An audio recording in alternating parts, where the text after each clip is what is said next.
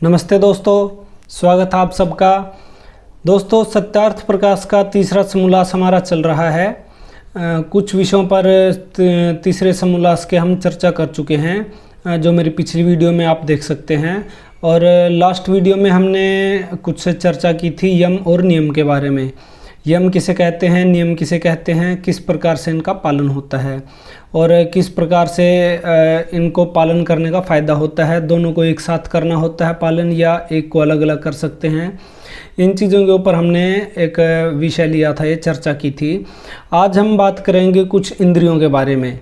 स्वामी दयानंद जी ने सत्यार्थ प्रकाश में और अपने ग्रंथों में मनुस्मृति को बहुत महत्व दिया है। जी हाँ दोस्तों, ये वही मनुस्मृति है जो सदैव विवाद का विषय बनी रहती है, लेकिन स्वामी दयानंद जी ने इसे बहुत अधिक महत्व दिया है। वो इसलिए दिया है कि मनुस्मृति के अंदर समय के साथ साथ लोगों ने मिलावटें कर दी थी। अगर हम उन मिलावटों को निकाल दें तो उसके बाद मनुस्मृति बहुत ही उत्तम ग्रंथ बनता है, ऋषियों की देन जो हमारे पास आई है। तो मनुस्मृति में इंद्रियों के बारे में कुछ बताया गया है। आप भी ज़रा देखें कि मनुस्मृति कितना अच्छा ग्रंथ है, ताकि आपको बहलाया फुसलाया ना जा सके। तो आइए देखते हैं सत्यार्थ प्रकाश के तीसरे समोल्लास में। यहाँ पर मनुस्मृति का एक श्लोक दिया है स्वामी जी ने, और श्लोक है इस प्रकार से। इंद्रियाणाम विचरता विशेषु पहारिषु संयमे यत्मातिष्ठते द्विद्वान यंतेव वाजिनाम। ये मनुस्मृति का श्लोक है। इसका मतलब है कि जिस प्रकार एक विद्वान सारथी, जो रथ होता है घोड़ों का, उस पे जो घोड़े को चलाने वाला होता है उसे सारथी बोलते हैं, कि जिस प्रकार एक विद्वान सारथी, अच्छा सारथी घोड़ों को अपने वश में रखता है, उन्हें इधर उधर नहीं जाने देता, उसी प्रकार जो एक अच्छा चरित्र वाला और विद्वान व्यक्ति है, उसका फ़र्ज बनता है, उसका कर्तव्य बनता है कि जो इंद्रियां हैं, जैसे हमारे हाथ पैर मन, इस तरह की जो इंद्रियां हैं, इनको खोटे कामों से अर्थात बुरे कामों से हटा ले और अच्छे कामों की ओर लेकर चले। आगे श्लोक देते हैं स्वामी जी, और उसका अर्थ कहते हैं कि जिस प्रकार जीवात्मा इंद्रियों के वश होकर निश्चित बड़े बड़े दोषों को प्राप्त होता है, कि हमारी जो इंद्रियां, हमारा जो आत्मा है, आत्मा इंद्रियों के वश होके, इंद्रियों के वश होने का मतलब है जैसे हमने कुछ भी देख लिया, हमें कोई भी बुरा कार्य देख लिया, तो हमारी इंद्रियां सबसे पहले वो कार्य करेंगी। जैसे किसी का कत्ल करना है तो मन है, मन ने प्रेरित किया, मन भी एक इंद्रिय है, तो मन ने प्रेरित किया कि कत्ल कर, ये बुरा कार्य है। तो बुरा कार्य है, उसके अंतर्गत आकर भी उसने वो कार्य कर दिया, मतलब दोष को प्राप्त हो गया। चोरी करना है, चोरी करना भी एक बुरा काम है। इंद्रियों ने कहा, हमारे मन ने कहा कि चोरी कर, उसके बाद हमारे शरीर ने की, हाथों ने की, आंखों ने देखा, ये जो किया ये दोष प्राप्त हो गए हमें। अर्थात प्रेरित हमें मन ने किया, इंद्रिय ने ही प्रेरित किया और इंद्रिय ने ही ये दुष्कर्म करवाया। तो ये लगना किसको है पाप? ये पाप इंद्रियों को नहीं लगना है, ये पाप हमारी आत्मा को लगेगा जो इस शरीर में है। तो ये कहते हैं स्वामी जी कि जीवात्मा इंद्रियों के वश होकर निश्चित बड़े बड़े दोषों को प्राप्त होता है, लेकिन अगर व्यक्ति इंद्रियों को वश में कर ले तो उसके बाद सिद्धि को प्राप्त हो जाता है। इसलिए इंद्रियों को बुरे कामों से रोक के जिस भी तरह से रुके, किसी भी प्रकार से धक्के से समझा के, जिस भी तरह से हो, चिंतन करके इंद्रियों को बुरे कामों से रोक के और अच्छे कामों की ओर प्रेरित करना चाहिए। आगे बताते हैं कि कुछ लोग क्या करते हैं कि हमने वेद पढ़ लिए, हमने शास्त्र पढ़ लिए, हम परोपकार कर रहे हैं, लेकिन वो बाहर से दिखावा ही करते हैं, अंदर से उनका आचरण ठीक नहीं होता। तो उन लोगों के बारे में स्वामी दयानंद जी क्या कहते हैं? उनके बारे में कहते हैं कि जो दुराचारी और अजितेंद्रिय पुरुष होते हैं, जो बुरे लोग हैं और जिनकी इंद्रियां उनके काबू में नहीं हैं, उनके वेद, उनका त्याग, उनका तप, यज्ञ और जो सेवा की है, जो भी परोपकार किया है, वो कभी सफल नहीं होते, वो हमेशा निष्फल ही जाते हैं। अब कहेंगे कि ऐसा क्यों है? क्योंकि उसने तो किया है, कार्य तो किया है, फल तो मिलना चाहिए। देखिए, फल उसका मिलता है जो निष्काम भावना से किया जाता है। अब कोई व्यक्ति दान दे रहा है एक जगह, ये सोच के दे रहा है कि मुझे पद होगी, मेरी प्रतिष्ठा होगी, वहाँ पर लोग मुझे जानेंगे, मैं इतना पैसा दूंगा तो मेरा मान सम्मान होगा। ये चीज़ें करेगा तो अगर उसे कहीं मान सम्मान ना मिला तो वो उसके बाद क्या होगी, उसके दिल पर क्या बीतेगी, वो तो आप सब जानते ही हैं। तो वो कुछ भी कार्य करेगा तो उसके मन में जो ये एक अहंकार की भावना या एक इस प्रकार की भावना पैदा होगी कि हाँ मुझे चीज़ मिलनी चाहिए, वो उसकी रोकेगी उस चीज़ को कि भाई आपको ये फल नहीं मिलेगा। इसलिए स्वामी जी ने कहा है कि ये कभी भी सफल नहीं होंगे जो व्यक्ति इस तरह से अजितेंद्रिय है। उसके बाद स्वामी जी कुछ हवन और पढ़ने के बारे में बताते हैं। वही मनुस्मृति के ही श्लोक लगातार आ रहे हैं। तो इसमें कहते हैं कि जिस प्रकार से सांस लेना, भोजन करना, ये समय समय पर होता ही रहता है, कभी रुकते नहीं हैं। इसी प्रकार से सत्य बोलना, हवन करना, माता पिता की सेवा करना, ये भी अपने सांसों की तरह ही इन चीज़ों को करना चाहिए। इनके अंदर कोई छूट नहीं है। जिस प्रकार आप बीमार हो जाएं, आप चोट लग जाए, एक्सीडेंट हो जाए, सांस तो आप फिर भी लेंगे, भोजन आप लेंगे, उसी प्रकार से इन कार्यों को भी चाहे कैसी भी परिस्थिति हो करते ही रहना चाहिए। इसी से आत्मा की उन्नति होती है। उसके बाद स्वामी जी बताते हैं कि किन 4 चीज़ों से आयु बढ़ती है। इसके अंदर वही मनुस्मृति का श्लोक देकर स्वामी जी फिर कहते हैं कि जो सदा नम्र, सुशील, विद्वान और बड़े लोगों की सेवा करते हैं, उन लोगों की 4 चीज़ें बढ़ती हैं। वो 4 चीज़ें कौन सी हैं, उनके बारे में स्वामी जी कहते हैं आयु, विद्या, कीर्ति और बल। ये 4 चीज़ें उन्हीं लोगों की बढ़ती हैं जो सदा नम्र, सुशील बने रहते हैं और अपने से बड़े लोगों की और विद्वान लोगों की सेवा करते हैं। उनकी ये 4 चीज़ें बढ़ती हैं, अन्यथा ये चारों चीज़ें घट जाती हैं, उनकी आयु भी घट जाती है। इसलिए ये चीज़ें हमें करते ही रहना चाहिए। खासकर बड़ों का मान सम्मान, उन्हें आदर देना, ये चीज़ें बहुत आवश्यक होती हैं। और यही चीज़ आयुर्वेद में भी आती है। आयुर्वेद में आयु को बढ़ाने के साधन बताए गए हैं कि आयु को आप किस प्रकार से बढ़ा सकते हैं। उसमें बड़ों का मान सम्मान करना आयु को बढ़ाने का एक कारण बताया गया है। जो व्यक्ति ऐसा नहीं करते उनकी आयु घट जाती है। उसके बाद आता है कि जो विद्वान ब्रह्मचारी हैं और व्यक्ति हैं, उनको चाहिए कि वे सदैव सत्य ही बोलें, कभी भी झूठ ना बोलें, और जितेंद्रिय बने रहें, अपनी इंद्रियों को वश में रखें और जिस प्रकार से भी हो अपनी इंद्रियों को बुरे कामों से हटा के अच्छे कामों की ओर प्रवृत्त रखें। उसके बाद अगले श्लोक में महर्षि मनु का फिर से उदाहरण देते हुए स्वामी दयानंद जी कहते हैं कि मान और अपमान 2 चीज़ें होती हैं, जिन्हें जो ब्राह्मण लोग हैं, ब्राह्मण का अर्थात जो उत्तम कर्म करने वाले हैं, वो घंटी बजाने वाले ब्राह्मण नहीं, जो लोग उत्तम कर्म करते हैं, जिसे हम समाज के अंदर बोलते हैं कि ये व्यक्ति तो बड़ा ही धार्मिक है, बड़ा ही सज्जन है, ये तो देवता है एक किस्म का। इस प्रकार के जो व्यक्ति हैं, उन व्यक्तियों को क्या करना चाहिए, उनके साथ साथ और भी सामान्य व्यक्तियों को, उनको मान है जो और अपमान, ये 2 चीज़ें होती हैं। प्रत्येक व्यक्ति को मान की इच्छा होती है कि मेरा मान हो, सम्मान हो और मेरा अपमान कभी ना हो। तो व्यक्ति कितना ही परोपकारी हो, कितना ही धार्मिक हो, अब उसे यही समझना चाहिए कि जब उसका मान हो रहा है, उसका सम्मान हो रहा है, तो उसे डरना चाहिए। उस मान और सम्मान से बहुत अधिक डरना चाहिए कि तुझे तो मृत्यु का ग्रास हो गया है अगर तू इस मान और सम्मान को चाह रहा है तो। और जो व्यक्ति है अगर उसका अपमान हो रहा है तो उसे उसको अमृत के समान समझना चाहिए कि तुझे अमृत पिलाया जा रहा है। अब ऐसा क्यों कहा है? ऐसा इसलिए कहा है कि जब व्यक्ति का मान होता है, मान लीजिए कोई भी व्यक्ति है जिसे जो बड़ा ही धार्मिक और बड़ा ही सज्जन व्यक्ति है, वो कहीं पर गया और उसका मान सम्मान हो रहा है, तो मन के अंदर एक ये आती है कि भाई हाँ तेरा इतना मान सम्मान हो रहा है, तूने कार्य किया, तो इससे एक अहंकार की भावना उत्पन्न हो जाती है। इसलिए उस मान सम्मान से बचना चाहिए कि ये मान सम्मान कहीं तुझे इस कार्य में बाधा तो ना बन जाए। उससे विष के समान डरे कि जैसे तुझे किसी ने जहर पिला दिया है, मान सम्मान क्या दे दिया, और उसका अपमान हो रहा है, उसे अमृत के समान समझे, क्योंकि जब उसका अपमान होगा तो व्यक्ति उन्नति को प्राप्त होगा। अपमान होने से वो उस तरह के कार्य करने से बचेगा। तो इस प्रकार से विद्वान व्यक्ति के लिए यही नियम बताए गए हैं और ये बहुत आवश्यक भी हैं। लेकिन इसका मतलब ये नहीं है कि कहीं मान सम्मान हो रहा है तो वहाँ पर खड़े होकर मंच पे या कहीं पर भी ये बोलने लग जाएं कि नहीं नहीं मुझे मान सम्मान नहीं चाहिए। अपने अंदर की भावनाएं होती हैं, ये उन भावनाओं को ही काबू में रखना चाहिए कि अगर कोई कर रहा है तो उस पर ज़्यादा ध्यान ना दे, ठीक है मान सम्मान हो रहा है बस उसको इग्नोर ही रखे, कोई ज़्यादा महत्व नहीं देना चाहिए इन चीज़ों को। उसके बाद स्वामी जी बोलते हैं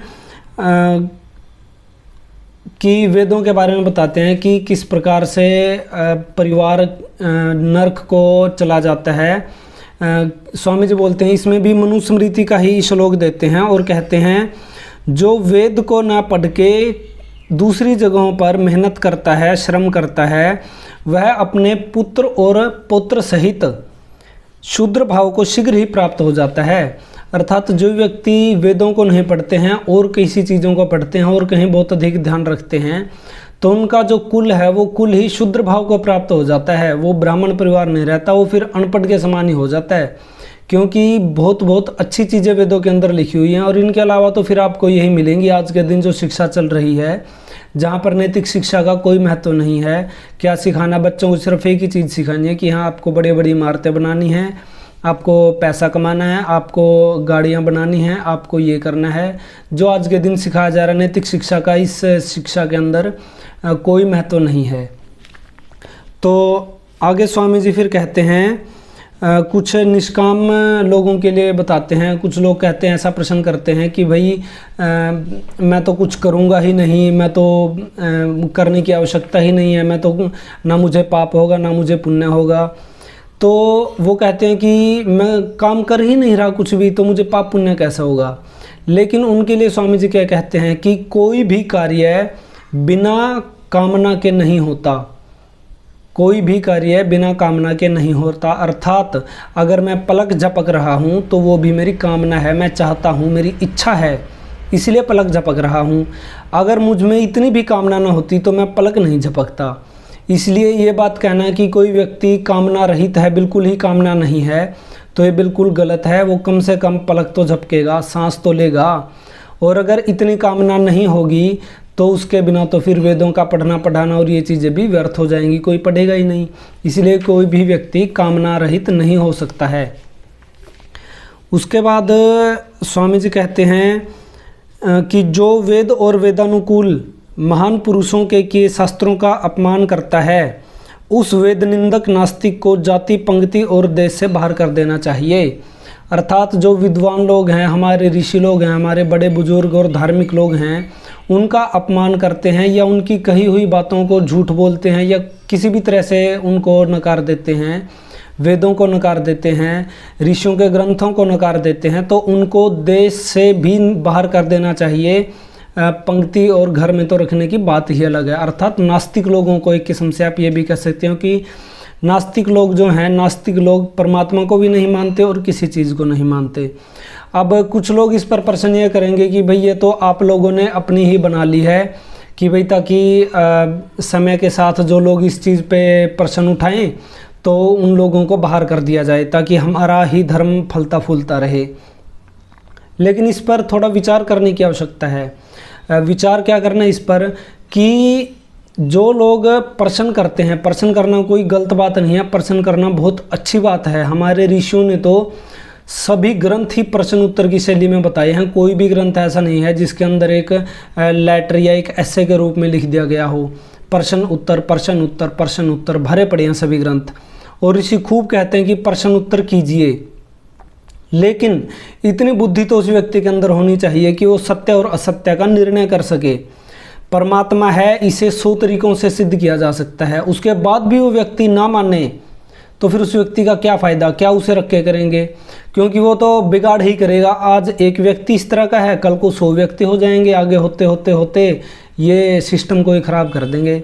इसलिए ये कहा गया ना कि इसलिए कहा गया है कि सिर्फ हमारा ही धर्म चल सके, हम लोग ही आगे बने रहें, बल्कि समाज को देखते हुए, ताकि समाज में कुरीति ना आए समाज, इसलिए ये बात कही गई है कि भाई इस प्रकार के व्यक्तियों को बाहर कर देना चाहिए। उसके बाद मनुस्मृति का एक श्लोक और आता है, अर्थ कामेष्व सक्तानाम धर्म ज्ञानम विधीयते, धर्म जिज्ञास मानानम प्रमाणम प्रथम परम श्रुति ही। अर्थात जो पुरुष स्वर्ण, रत्न और स्त्री के सेवन में नहीं फंसते उन्हीं को धर्म का ज्ञान होता है। जो धर्म के ज्ञान की इच्छा करे वे वेद द्वारा धर्म का निश्चय करे, क्योंकि धर्म अधर्म का निश्चय बिना वेद के ठीक ठीक नहीं हो सकता। अर्थात यहाँ पर स्वामी जी ने सीधा सीधा कह दिया कि धर्म किन लोगों को समझ आता है। धर्म के रास्ते पर वही लोग चल सकते हैं जो धन, सोना, चांदी, रत्न और स्त्री अर्थात काम, इन चीज़ों से बच जाता है। जो व्यक्ति इन चीज़ों में फंस के रह गया वे व्यक्ति कभी भी पूर्ण रूप से धार्मिक नहीं हो सकता है, और वे व्यक्ति कभी ना कभी कोई ना कोई गलत कार्य करेगा ही करेगा। इसलिए धर्म, अगर आप धार्मिक बनना चाहते हैं तो इन चीज़ों से आपको दूर ही रहना होगा। आगे फिर स्वामी जी बताते हैं कि किस तरह के लोगों को पढ़ना चाहिए और किस तरह के लोगों को नहीं पढ़ना चाहिए। तो यहाँ पर स्वामी जी कहते हैं कि ब्राह्मण को प्रत्येक व्यक्ति को पढ़ाना चाहिए, चारों वर्णों को पढ़ाना चाहिए। अर्थात क्षत्रिय को भी पढ़ाना चाहिए, ब्राह्मण को भी पढ़ाना चाहिए, वैश्य को भी पढ़ाना चाहिए और शूद्र को भी पढ़ाना चाहिए। अब आप कहेंगे, अब आप क्या कहेंगे, प्रश्न आता है। प्रश्न ये आता है कि भाई ब्राह्मण जो है, ब्राह्मण को ही पढ़ने की आवश्यकता, क्योंकि विद्या की आवश्यकता तो ब्राह्मण को ही है, ब्राह्मण ही आगे बताता रहेगा और वैसा वैसा लोग करते रहेंगे। तो इसमें स्वामी जी कहते हैं कि भाई ऐसा अगर आप करेंगे तो इससे तो बहुत गलत और भारी विनाश हो जाएगा। विनाश किस प्रकार से होगा? विनाश यूँ होगा कि ब्राह्मण ने पढ़ लिया, आगे क्षत्रिय को नहीं पढ़ाया, वैश्य को नहीं पढ़ाया, शूद्र को नहीं पढ़ाया, तो इससे क्या होगा? इससे होगा ये कि जैसा ब्राह्मण कहेगा वैसा वैसा उन लोगों को माननी पड़ेगी। अब ब्राह्मण भला क्यों कहेगा कि भाई गलत काम करने वाले ब्राह्मण को सज़ा दे दो? वो क्यों कहेगा कि जो व्यक्ति गलत काम कर रहा है भले ही ब्राह्मण हो उसको इतने कोड़े मारो, इसको कठोर दंड दो? उसके जो चहेते हैं उन लोगों को वो बचाएगा। तो इसलिए इस अव्यवस्था को बिगाड़ने के लिए और व्यवस्था बनाए रखने के लिए ही ये कहा गया है कि ब्राह्मण को सभी वर्णों को पढ़ाना चाहिए। ब्राह्मण को तो पढ़ाना ही चाहिए, क्षत्रिय को भी पढ़ाना चाहिए। वो इसलिए पढ़ाना चाहिए ताकि जो क्षत्रिय है, क्षत्रिय ब्राह्मण क्या है? ब्राह्मण तो किसी की आजीविका पर निर्भर है। उसका मुख्य उद्देश्य क्या है? उसका मुख्य उद्देश्य ये है कि भाई वेदों का, ग्रंथों का स्वाध्याय करे और कराए। उसकी आजीविका यही है कि भाई दूसरे लोग उसे भोजन दें और इन्हीं ग्रंथों से वो अपना रोजी रोटी चलाता रहे।